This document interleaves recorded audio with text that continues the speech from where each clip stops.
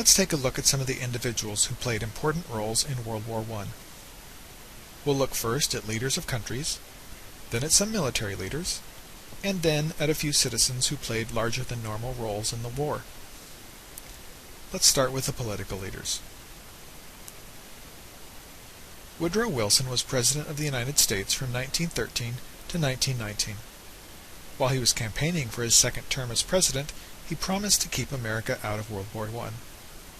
However, a number of factors changed his mind. First, Germany threatened to attack American ships. German submarines had already sunk the British ocean liner, the Lusitania, killing over 100 Americans on board. Now, they were threatening unrestricted submarine warfare. This meant that Germany could sink any ship it wanted to, no matter whether it was a military ship or not. Second, British codebreakers intercepted a message from Germany to Mexico. The message told Mexico that if they joined the Central Powers, that when the war was over they could have all the land that the U.S. had taken from Mexico in the past. Although Mexico did not agree, the message still angered the United States. The message was known as the Zimmermann telegram, because it was sent from the German Foreign Secretary, Arthur Zimmermann. Third, Germany not only threatened to, but actually began to sink American ships. On April 5, 1917, German submarines sank 3 non-military ships. The next day, April 6, 1917, President Wilson declared war on Germany. Later, as the war came to a close, President Wilson traveled to Europe to talk about his 14 points. These were a list of 14 ideas that he hoped the leaders of Europe would agree to in order to create a more peaceful future. Although most of these were rejected by the British and the French, his idea for the League of Nations was accepted. Ironically, the U.S. Congress refused to join the League, and so, in the end, Wilson's idea was accepted by all the winning nations except the United States. Tsar Nicholas II. Nicholas was the last Tsar, or Emperor, of Russia. Due to an alliance with Serbia, Russia was one of the first nations to be pulled into World War I because of an alliance treaty. Later, France entered the war because of an alliance it had with Russia. Because of the bad political choices he made, Nicholas II was disliked by his people. Although the start of the war helped him politically, eventually it worked against him. In 1917, public dislike of Nicholas and his family was so strong that he had to give up the throne. And not long later, he and his family were executed. The temporary government that ran Russia after Nicholas was weak. The continuing food shortages and labor problems that Russia had been experiencing were used by a group called the Bolsheviks to overthrow the weak government. In its place, they instituted the ideas of Karl Marx, and Russia became a communist country. In 1917, Russia withdrew from World War I, a promise that the communists had made to the Germans.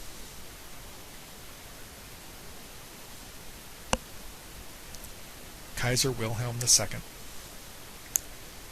Kaiser Wilhelm II was cousin to both King George V of England and Tsar Nicholas II of Russia. He played an important role in encouraging Austria-Hungary to declare war on Serbia and therefore beginning World War I. Although he was ruler of Germany, when it came to the military leaders did what they thought was best instead of always following his orders. In the last days before the armistice of November 1918, he was forced to step down, and he went into exile in Holland.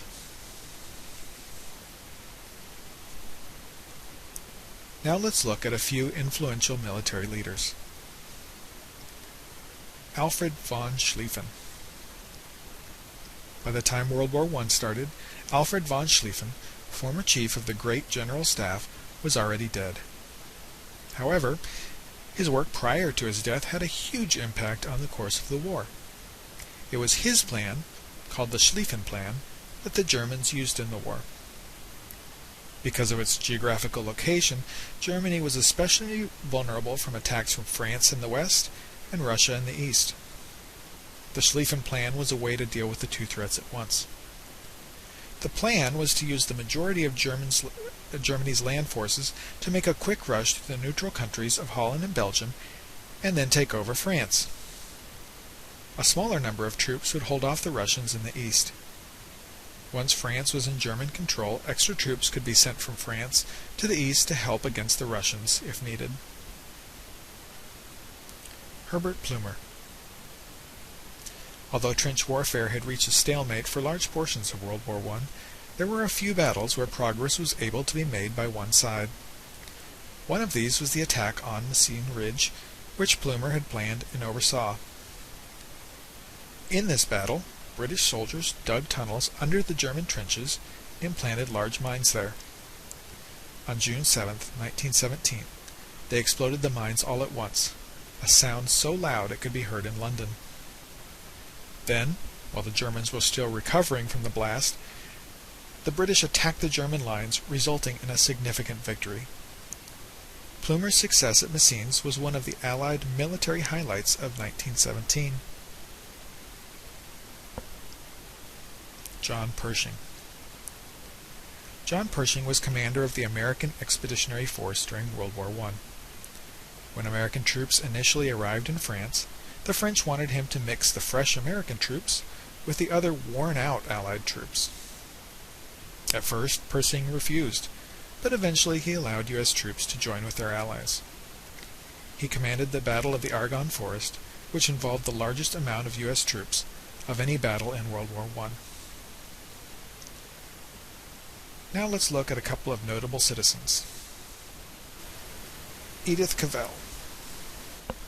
Edith Cavell was a British nurse who was working in a hospital in Belgium at the start of World War I. During the war, her hospital served wounded troops from a variety of countries on both sides of the war. Belgium was controlled by Germany, so when the Germans discovered that Edith had been helping Allied prisoners treated in her hospital to escape, she was arrested. After some time in jail, Edith confessed to helping the prisoners, and the Germans sentenced her to death. The death of Edith Cavell had a big impact in both England and the United States. She was viewed as a hero who died to save others. Her sacrifice inspired many men in England to enlist in the army to fight against the Germans. It was rare at that time to put a woman to death, and to the people of England this was an example of how barbaric the Germans were. Ironically, there was not the same amount of outrage over a female spy executed instead by the French, a woman called Mata Hari. Mata Hari was an exotic dancer working in Paris. Because she had connections with men from many different countries, the French recruited her in 1916 to work as a spy. She agreed to help. A year later, Mata Hari was arrested by the French and accused of betraying them. They had intercepted secret German messages that said that Mata Hari was actually working for the Central Powers instead of for France. Mata Hari insisted that, although she accepted some money from the Germans to spy on France, she never really planned on doing it. But the French did not believe her story. Instead, they sentenced her to death. On October 15th, she stood in front of a French firing squad and blew them a kiss before they opened fire. This list hardly even scratches the surface of the list of people who had a significant impact on the war. However, the people we've covered are some of the most famous from the war. In the next lesson, we'll take a look at some of the impacts that the war had on the world.